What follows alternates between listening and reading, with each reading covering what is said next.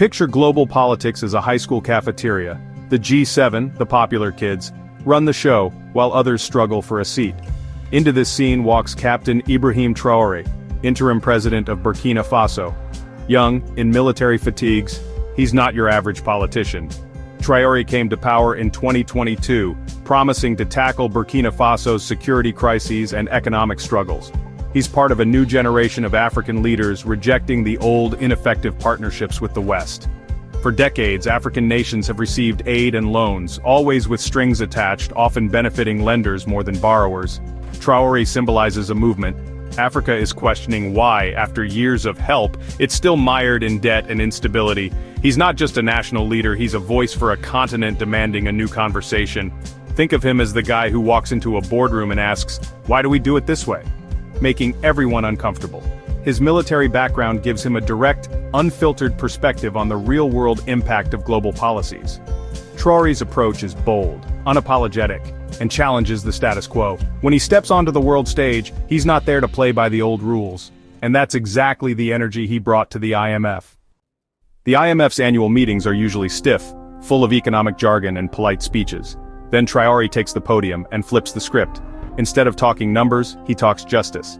He calls out a system that treats African nations like beggars, locked in a cycle of debt. "We are not here to beg, we are here to demand what is ours," he declares. He paints Africa as rich in resources but kept poor by a system that extracts wealth and leaves little behind.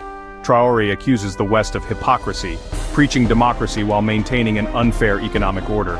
He likens the relationship to a master-slave dynamic, calling IMF loans chains of neocolonialism. The conditions attached to these loans, he argues, hurt ordinary people, cutting health and education to pay debts. His message: the global financial system is broken for Africa. This isn't just a complaint, it's a declaration of independence. Traoré isn't asking for better terms, he's demanding a new relationship.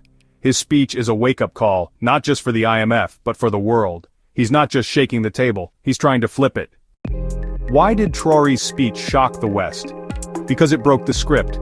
Traditionally, African leaders thank donors, ask for help, and promise reforms. It's a comfortable, predictable routine. Traoré refused to play along. He didn't ask for favors. He questioned the entire system. He put Western leaders on trial using words like slavery and neocolonialism, language designed to provoke. For many in the West, colonialism is history. Traoré argued it's just changed form, now enforced by loan agreements and economic rules. This direct challenge unsettled those used to lecturing, not being lectured. But Traoré isn't alone. He represents a new, connected generation across Africa, frustrated by old power structures. Young Africans see their continent's wealth and wonder why it doesn't benefit them. Western governments underestimated how deep this frustration runs. Traoré's speech signals the end of quiet compliance. A new generation is demanding respect, not dependency. The days of polite, one-sided partnerships are over. The world is being forced to listen. Let's break down Traoré's main criticisms. First, the debt trap.